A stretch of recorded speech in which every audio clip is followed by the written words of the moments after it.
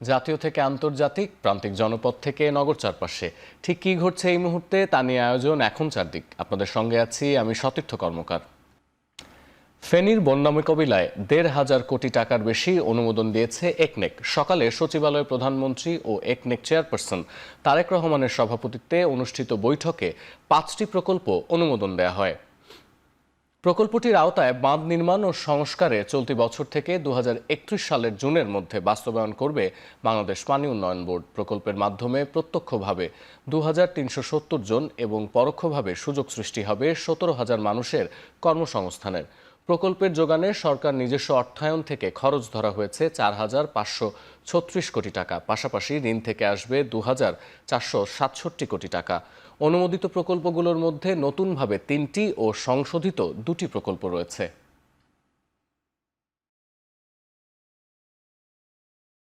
বাস্তবায়নের ক্ষেত্রেও অনেকগুলো পদক্ষেপ নেওয়া হয়েছে, যে পদক্ষেপগুলো নেওয়ার মধ্যে দিয়ে আমরা আশা করি যে পরিকল্পনা এই আগামী দিনে এডিপি বাস্তবায়নের হার পরিবর্তন ঘটবে এবং আমরা আমাদের লক্ষ্যমাত্রার সর্বোচ্চটা অর্জন করার জন্য আমরা চেষ্টা করব। ইতিমধ্যে যেসব প্রকল্প, এটা যেহেতু পুরনো আগের প্রস্তাবিত প্রকল্প, এর সাথে সমন্বিত প্রকল্পগুলো কি হতে পারে সেটা নিয়ে আলোচনা খুব শিগগিরই হবে। রাজধানীর সড়ক পরিবহন ব্যবস্থায় শৃঙ্খলা আনতে মহাখালী বাস টার্মিনাল সরিয়ে নেওয়া হবে উত্তরাতে।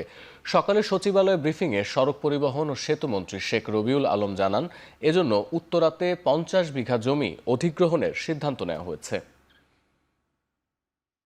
থাকছে আপাতত, এটা স্থায়ীভাবে সরানো হবে উত্তর একটা জায়গায়, সেখানে ৫০ বিঘা জায়গা একবার করে একটা সিদ্ধান্ত নেওয়া হয়েছে। কিন্তু মহাখালী বাস স্ট্যান্ডের যে জ্বর তৈরি হচ্ছে বাসের, সেখানে সার্ভিসটা নিশ্চিত করা যাচ্ছে না বিধায় যেসব বাস ছাড়বে সেটা মহাখালী বাস স্ট্যান্ড ব্যবহার করবে। অতিরিক্ত যে সমস্ত বাস ছাড়ার জন্য ধরেন সে হয়তো ১২ ঘন্টা তাকে অপেক্ষা করতে হচ্ছে, তারপর সে টিপে যাবে, সে ১২ ঘন্টা মহাখালী বাস স্ট্যান্ডে অপেক্ষা করতে পারবে না।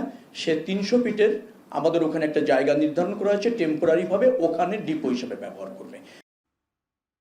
দেশ বিক্রি করে শুধু ভারত নয়, কোনো দেশের সাথেই সম্পর্ক করবে না সরকার, এমন মন্তব্য করেছেন প্রধানমন্ত্রীর উপদেষ্টা ডাক্তার জায়েদুর রহমান।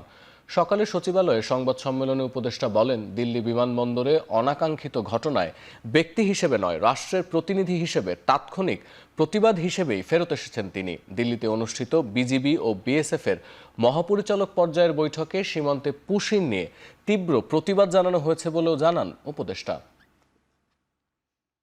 আমরা চাপে পড়ছি, কিন্তু এটা যে বাংলাদেশকে চাপে ফেলার উদ্দেশ্যে করা হচ্ছে আমি সেটা মনে করি না। আমি ওখানে একটা ব্যক্তি হিসেবে যাইনি, আমি এই সরকারের একজন প্রতিনিধি হিসেবে গেছি, রাষ্ট্রের একজন প্রতিনিধি হিসেবে গেছি। ফলে আমার সাথে ওখানে যা হয়েছে আমার কাছে মনে হলো যে আমাদের ইনস্ট্যান্ট একটা প্রতিবাদ করা দরকার। সেই কারণে আমি আসলে ব্যাক করার সিদ্ধান্ত নিয়েছি। যদি আপনারা মিডিয়াতে দেখেছেন, একটা পর্যায়ে তারা খুবই চেষ্টা করেছেন আমি যেন ভারতে প্রবেশ করি এবং আমার যে নিয়মিত যে কর্মকাণ্ড সেটা অংশগ্রহণ করি, কিন্তু আমি সেটা আর করিনি। বেশ কয়েকদিন ধরে দেশের বিভিন্ন সীমান্তে পুশিনের চেষ্টা চালিয়ে যাচ্ছে বিএসএফ।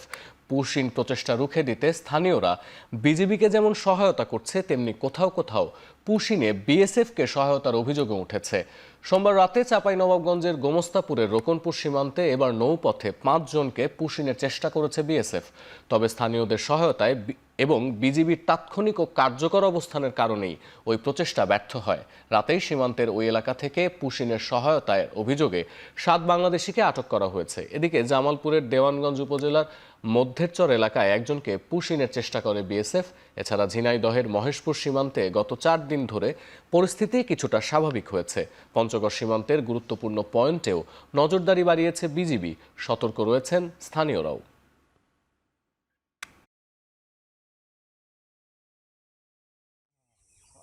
সহযোগিতার অপরাধে তাদেরকে গ্রেপ্তার করা হয়েছে। বিজিবি কর্তৃক 4 জনকে গ্রেপ্তার করেছে এবং আমরা পুলিশ 3 জনকে গ্রেপ্তার করেছি, মোট 7 জন। তাদেরকে মামলায় বিজ্ঞ আদালতে সোপর্দ করা হবে। বিএনপি সরকার গণমাধ্যমের স্বাধীনতা নিশ্চিতে প্রতিজ্ঞাবদ্ধ বলে জানিয়েছেন স্থানীয় সরকার মন্ত্রী মির্জা ফখরুল ইসলাম আলমগীর।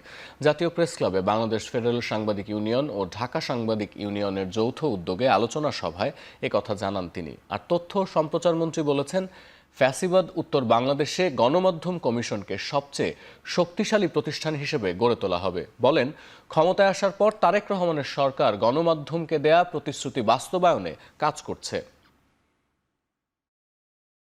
নানান রকম পক্ষ গণমাধ্যমে আছে এবং আমরা দৃঢ়ভাবে বিশ্বাস করি সকলকে যদি আমরা ঐক্যবদ্ধ করে একটা কাঠামোর মধ্যে না আনতে পারি তাহলে কিন্তু আমরা আমাদের এই কাজটা করতে পারবো না। মালিক যদি স্বাধীনতা না দেয়, মালিক যদি বেতন না দেয়, মালিক যদি মর্যাদাপূর্ণ পেশাগত পরিবেশ না রাখে, তাহলে সেই চ্যালেঞ্জ কে মোকাবেলা করবে? আওয়ামী লীগ আর গণতন্ত্র এটা কখনোই একসাথে যায় না, আগেও যায়নি, অর্থাৎ আওয়ামী লীগের জন্মের পরেও যায়নি, এবং এই বিগত ফ্যাসিবাদের সময় তো যায়নি। সোশ্যাল মিডিয়াতে যে সমস্ত আপনার প্রচারণা হচ্ছে, যে সমস্ত অপপ্রচার হচ্ছে, এই সব কিছু মিলিয়ে কিন্তু সমাজকে আবার ভিন্ন পথে পরিচিত করবার একটা উদ্যোগ আছে, একটা কনসাস এফোর্ট আছে। সেই এফোর্টটাকে যেন আমরা সবাই মিলেই এটাকে প্রতিরোধ করতে পারি, প্রতিহত করতে পারি এবং সঠিকভাবে এগিয়ে যেতে পারি, সেই চেষ্টাটা আমাদের করা দরকার। প্রতিশ্রুতি ভঙ্গ করে জনগণের সঙ্গে প্রতারণা করবে না বিরোধী দল। সংসদে জুলাই সনদ বাস্তবায়ন না হলে রাজপথে সমাধান হবে বলে মন্তব্য করেছেন বিরোধী দলীয় নেতা ও জামায়াত আমির ডাক্তার শফিকুর রহমান। সকালে সংসদ ভবনে এলডি হলে সাংবাদিকদের সঙ্গে মতবিনিময় সভায় একথা বলেন তিনি। বিরোধী দল দেশ ও মানুষের স্বার্থে কথা বলবে উল্লেখ করে জামায়াত আমির বলেন, বিরোধী দলকে নরম ভাববেন না। এই সমস্যা আমার নোটিশদাতাকে ডেকে নিয়ে বলা হয়েছে যে এটা সেন্সিটিভ ইস্যু, আপনি একটু উল্টো করেন। তিনি বলছেন আমি উল্টো করব না। সেন্সিটিভ ইস্যু বলেই তো আমি আলোচনা করতেছি, দেশের স্বার্থে, স্বাধীনতা সার্বভৌমত্বের স্বার্থে। একবার নোটিশ দেওয়া হলো 14 তারিখ এটা আলোচনায় আসবে, নোটিশ আমরা পেয়ে গেলাম, তারপরে আবার এটা প্রত্যাহার করে এটা বাদ দিয়ে আবার ওই দিনের কার্যসূচি ঠিক করা হলো। আমাদেরকে খুব গরম বিরোধী দল ভাববেন না এবং খুব নরম বিরোধী দল ভাববেন না। আমাদেরকে একটা যৌক্তিক বিরোধী দল হিসাবে দেশের স্বার্থে কাজ করার জন্য আপনারা সহযোগিতা করবেন, দোয়া করবেন ইনশাআল্লাহ। ময়মনসিংহের ধোবাউড়ায় 5 বছরের শিশুকে দল বেঁধে ধর্ষণের ঘটনায় 2 অভিযুক্তকে তোলা হয়েছে আদালতে।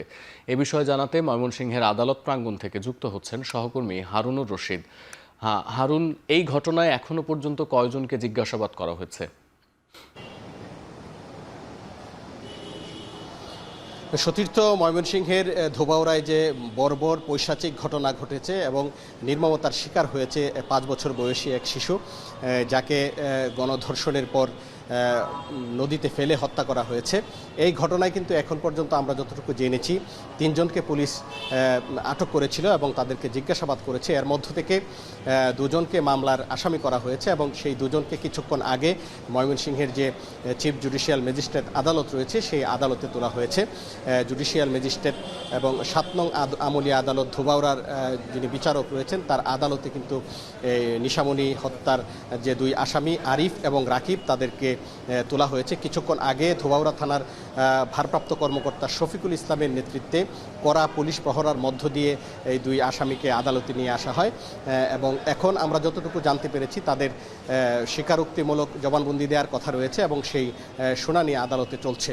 এবং আমরা কথা বলেছিলাম এখানকার মামলার তদন্তকারী কর্মকর্তা ধোবাউড়া থানার যিনি ভারপ্রাপ্ত কর্মকর্তা রয়েছেন এবং পুলিশ সদস্যদের সাথে। তারা যে বিষয়টি বলেছেন যে তারা ঘটনার পরদিনেই কিন্তু লাশ উদ্ধারের কিছুক্ষণ পরেই 2 আসামি আরিফ রাকিব সহ 3 জনকে তারা আটক করে এবং ব্যাপক জিজ্ঞাসাবাদ করা হয় এবং জিজ্ঞাসাবাদে আরিফ এবং রাকিব এই ঘটনায় জড়িত থাকার কথা স্বীকার করে এবং তারা যে ভয়াবহ বর্ণনা দিয়েছে সেটি হচ্ছে যে এই শিশুটিকে গণধর্ষণের পর তাদেরকে হত্যা চেষ্টা করে এবং তাকে জীবন্ত অবস্থায় পাশের যে কংস নদী রয়েছে সেই নদীতে ফেলে দেওয়া হয় এবং এরপর প্রায় 3 থেকে 4 ঘন্টা পর এই শিশুর মরদেহ ভেসে ওঠে এবং স্থানীয়রা দেখতে পেয়ে সেই শিশুটিকে উদ্ধার করে এবং শিশুটিকে দাফন করানোর জন্য যখন গোসল করানোর জন্য নিয়ে যাওয়া হয় তখন ধরা পড়ে যে শিশুটির উপর পৈশাচিক এবং বর্বর নির্যাতন চালানো হয়েছে এবং বিষয়টি পুলিশকে অবহিত করা হয় এবং পুলিশ মরদেহ উদ্ধার করে গতকাল ময়মনসিংহ মেডিকেল কলেজ হাসপাতালে ময়নাতদন্ত সম্পন্ন করে এবং এ বিষয়ে একটি মামলা হয়েছে এবং মামলার প্রেক্ষিতে 3 জনকে আটক করা হয় এবং 2 জনকে আজকে আদালতে স্বীকারোক্তিমূলক জবানবন্দি দেওয়ার জন্য নিয়ে আসা হয়েছে। পরিবারের সদস্যরা দাবি করছেন যে রামিসা হত্যাকাণ্ডের বিচার যেমন দ্রুত হয়েছে, ঠিক একইভাবে নিশামণি হত্যাকাণ্ডের বিচারও যেন দ্রুত হয়, এই দাবি কিন্তু তারা করেছেন। তো এই ছিল আমার কাছে আদালত চত্বর থেকে সর্বশেষ। ময়মনসিংহ আদালত প্রাঙ্গণ থেকে যুক্ত হয়েছিলেন সহকর্মী হারুনুর রশিদ। রাজধানীর পল্লবীতে শিশু রামিসাকে ধর্ষণ ও হত্যার দায়ে ফাঁসির দণ্ডপ্রাপ্ত আসামি সোহেল রানা ও স্বপ্না আক্তারের মৃত্যুদণ্ড অনুমোদন ও আসামিদের জেল আপিল শুনানির জন্য পেপারবুক প্রস্তুত করা হয়েছে। যে কোনো দিন হাইকোর্টের বিশেষ বেঞ্চে এই মামলার শুনানি শুরু হবে। মঙ্গলবার বিষয়টি নিশ্চিত করেছে সুপ্রিম কোর্ট প্রশাসন। বিজি প্রেস থেকে পেপারবুক প্রস্তুত হয়ে সুপ্রিম কোর্টে এসেছে। এখন যাচাইয়ের বাছাইয়ের কাজ চলছে। এর আগে গেল 9 জুন রাজধানীর পল্লবীতে 8 বছরের শিশু রামিসা ধর্ষণ ও হত্যার দায়ে ফাঁসির দণ্ডপ্রাপ্ত আসামি সোহেল রানা ও স্বপ্না আক্তারের মৃত্যুদণ্ড অনুমোদনের নথি হাইকোর্টে আসে। গেল 7 জুন রাজধানীর পল্লবীতে 8 বছরের শিশু রামিসা ধর্ষণ ও হত্যার দায়ে আসামি সোহেল রানা ও স্বপ্না আক্তারের ফাঁসির রায় ঘোষণা করেন আদালত। 19 মে পল্লবীতে শিশু রামিসাকে প্রথমে ধর্ষণ, পরে হত্যা করে দেহ বিচ্ছিন্ন করে ঘাতক সোহেল রানা। এই অপরাধে তার স্ত্রী স্বপ্না আক্তার সহযোগিতা করে। লালমনিরহাটে 7 বছরের শিশু হত্যার ঘটনায় স্থানীয়দের সঙ্গে পুলিশের সংঘর্ষে 18 পুলিশ সদস্য আহত হয়েছে। ভাঙচুর করা হয়েছে ডিসিএসপির গাড়ি। এ ঘটনায় অদিতমারী থানার ওসি নাজমুল হককে প্রত্যাহার করা হয়। সকালে অদিতমারী উপজেলায় ফলিমারি এলাকায় নিজ বাড়ির পাশে ভুট্টা ক্ষেত থেকে শিশুটির মরদেহ উদ্ধার করা হয়। স্থানীয়রা জানায় সোমবার বিকেল থেকে হঠাৎ শিশুটিকে খুঁজে পাচ্ছিল না তার পরিবার। অনেক খোঁজাখুঁজি করেও সন্ধান না পাওয়ায় সকালে শিশুটির বস্তাবন্দি মরদেহ উদ্ধার করে স্থানীয়রা। পরিবারের অভিযোগ বিধান রায় নামে একজনকে আটক করতে গেলে স্থানীয়রা তার বাড়িতে আগুন ধরিয়ে দেয়।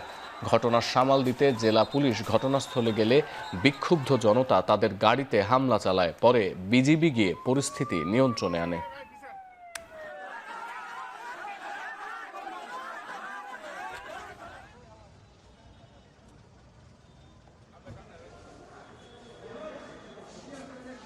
একটি বাচ্চা 6-7 বছর বয়স এরকম হবে, তার বস্তাবন্দি লাশ স্থানীয় একটি ভুট্টা খেতে পাওয়া গিয়েছে। 2 জন সাসপেক্টকে আমরা সেই এলাকা থেকে পাই। তো এই সাসপেক্ট দুটাকে যখন আমরা অ্যারেস্ট করে নিয়ে আসার চেষ্টা করি, তখন এলাকার জনতা তারা উত্তেজিত হয় এবং তারা অনেকটা এরকম দাবি করে যে এদেরকে আমাদের হাতে উঠিয়ে দিতে হবে, আমরাই বিচার করব। চট্টগ্রামে যুবদল নেতা মাসুদুল হক চৌধুরীকে হত্যায় জড়িত থাকার অভিযোগে রায়হান নামে একজনকে গ্রেফতার করেছে পুলিশ। মঙ্গলবার দিবাগত রাতে রাউজানের বাগোয়ান ইউনিয়ন থেকে তাকে গ্রেফতার করা হয়। গ্রেফতার রায়হান ডাকাতি সহ একাধিক মামলার আসামি বলে জানিয়েছে পুলিশ। সোমবার রাতে নিহতের বড় ভাই সাবেক চেয়ারম্যান পেয়ারুল হক চৌধুরী স্বপন বাদী হয়ে 11 জনের বিরুদ্ধে মামলা দায়ের করেন। এছাড়া অজ্ঞাতনামা আসামি করা হয়েছে আরও 7 থেকে 8 জনকে। এর আগে গত শনিবার দুপুরে রাউজান উপজেলার পাহাড়তলী এলাকায় প্রকাশ্যে গুলি করে হত্যা করা হয় মাসুদুল হক চৌধুরীকে। নিহত মাসুদ রাঙ্গুনিয়া উপজেলা যুবদলের যুগ্ম আহ্বায়ক ছিলেন।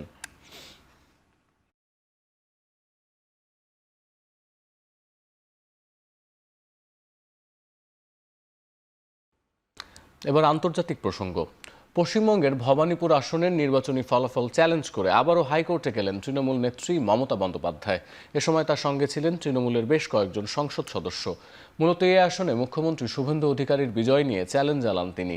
মঙ্গলবার দুপুরে হাইকোর্টে গিয়ে এ বিষয়ে হলফনামাও দাখিল করেছেন মমতা। বিধানসভা নির্বাচনে ভরাডুবির পর এ নিয়ে দ্বিতীয়বার হাইকোর্টের দ্বারস্থ হলেন তিনি। ভবানীপুর আসনে শুভেন্দু অধিকারীর কাছে 15,000-এর বেশি ভোটে হেরে যান তৃণমূল নেত্রী। এরপরই ভোট কারচুপির অভিযোগ তোলেন বিজেপির বিরুদ্ধে। ভোট পরবর্তী সহিংসতা মামলায় গেল 14 মে হাইকোর্টে গিয়েছিলেন তিনি।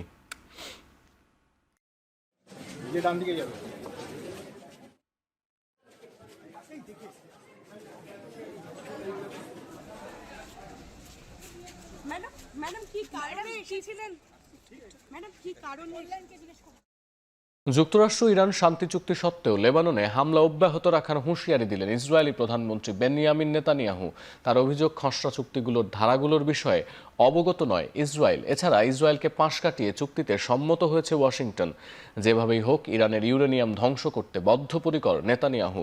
যদিও ইরানের পারমাণবিক অস্ত্র থাকবে না বলে আশ্বস্ত করেছেন মার্কিন প্রেসিডেন্ট ডোনাল্ড ট্রাম্প। পাশাপাশি তেহরান এই বিষয়ে একমত হয়েছে বলেও জানান তিনি। ট্রাম্প আরও বলেন, হরমুজ প্রণালী এরই মধ্যে আংশিকভাবে খুলে দেওয়া হয়েছে। আগামী শুক্রবার এটা সম্পূর্ণরূপে চালু হবে। তেহরানের সঙ্গে চুক্তি সম্পূর্ণ স্বাক্ষরিত হয়েছে। খুব শিগগিরই যুক্তরাষ্ট্র ও ইরান চুক্তিপত্রটি প্রকাশ করা হবে বলেও জানান তিনি।